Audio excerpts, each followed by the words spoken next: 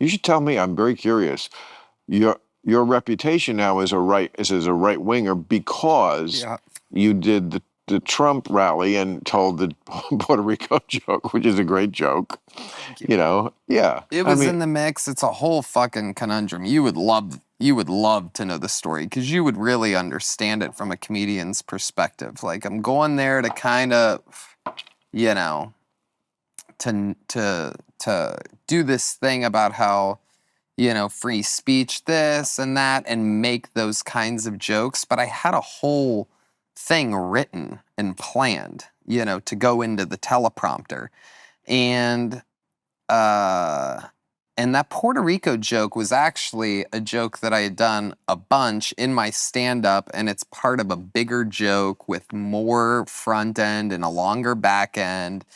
And like what? I'm curious. well, it was you know, basically at the end of the normal joke, I go, you know, I'm talking about the problems in the world, Right. and I go, and I don't know if you guys know this, but there's a floating island of garbage in the middle of the ocean right now.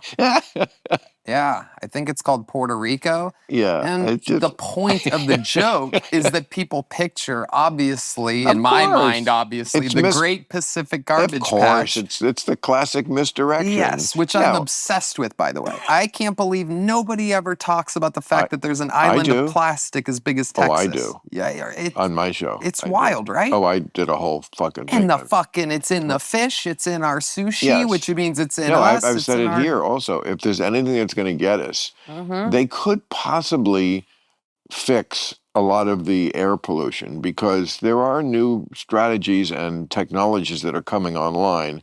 I can't describe them to you, but basically ways to clean up, you know. But the ocean, no, they don't have that at all. And they don't have a way, apparently, to get off plastic that you could sell to the people. I think they die before they gave it up. And they don't have a way to get it out of us, really. That one worries me more than air pollution, more than anything is plastic. Yep. But no, there's no doubt it's insulting to Puerto Ricans. But, you know, I have been over the same territory. I mean, I don't think I would do exactly that joke, but I certainly have done many that have been objected to. And my thing was always, you know what? Everybody has to accept, in the framework of comedy, insults. Yeah. We just, you know, and they're never fair. Yeah. When we do a joke about the French surrendering, they did surrender, you know, to the Nazis. It's not like they are really more cowardly than anybody else. They planned badly, and they built something called the Maginot Line to keep out the Nazis after World War I. But they forgot to build it all the way to the ocean. So the Nazis just went around it. It wasn't cowardice, it was stupidity. Right. Polish people are not especially dumber than anybody else. Yeah. But they got that. Right. Supermodels don't always throw up. Right. But, you know, and that's the thing, is like, the jokes, are they fair? They're not. Right.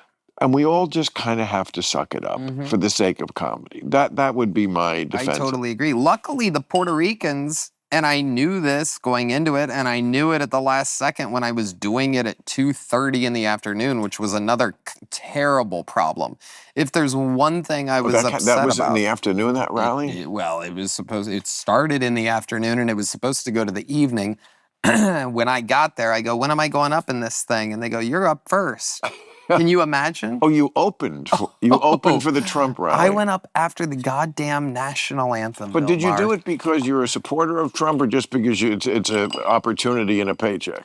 Was it a paycheck? No, it wasn't a paycheck. I did it literally to hopefully, you know, get some, hopefully, if only 10,000, not to mention 100,000, maybe 200 if we're lucky, actual people to vote for him. Yeah. Oh, so you did want people to vote for Trump? Yes, without a doubt. Okay. I think he gets a weird rap in this world, man. And, you know. We're going to have to break off on that point. No, you know my thing. I talk to everybody. Yeah. and it's okay that we disagree on that. I just didn't really know until this moment that's. I thought maybe you just were doing it for a gig and because you believe in free speech, but you're not really a Trumper. But I mean, I always say you can be against Trump and not hate half the people in the country I who like him. totally. And I mean, you can't write them off. This is the controversy I I just went through Yeah, when I had dinner with him, I and to know. some, the very kind of woke people who always hated me because they're so woke, and Yeah. I just have no patience for those people.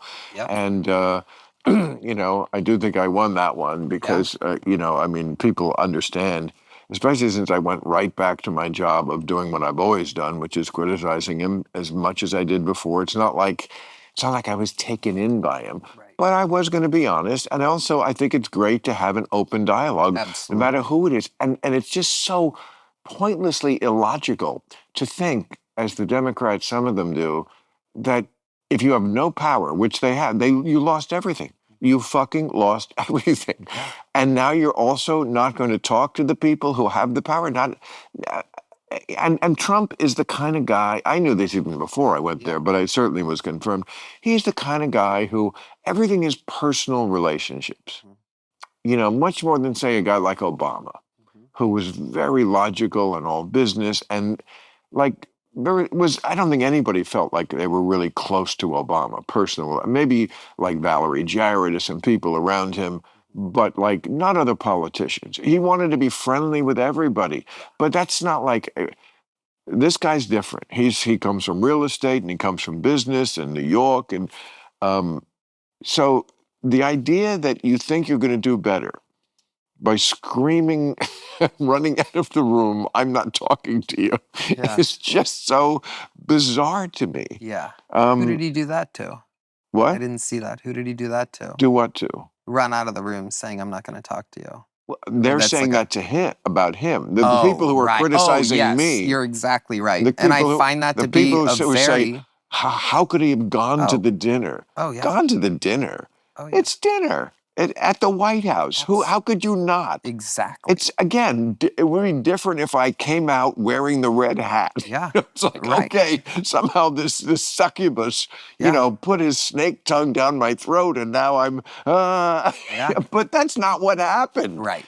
and they just can't quite give it up. Some of them. Oh, I think that is a quality that is across the boards to the far left. They are absolutists in the way of if you show any Yes. respect to the president of the United States, and let's not forget he's also a former president of the United States. So it was a guy that when Well, I was going in to do that rally, the goal, it wasn't just to swing a few, thousand votes, hopefully, of whoever listens to my podcast or whoever liked my silly performance on the Tom Brady roast or whatever. It was right. also to fucking have the president go, "That was cool. Thanks, man. That's Okay. awesome. I liked your set. You got the crowd going." Which, by the way, I did. Of course, that room isn't mic'd for Did a he say that all comedy that to show. you? No, he didn't. I didn't get to talk to him that day. Tony, you must Yeah. feel so bad about that. You go and you're for him and you're working for him and you like him and me, nothing but vitriol for 10 years, and I get the invite. Isn't it wild?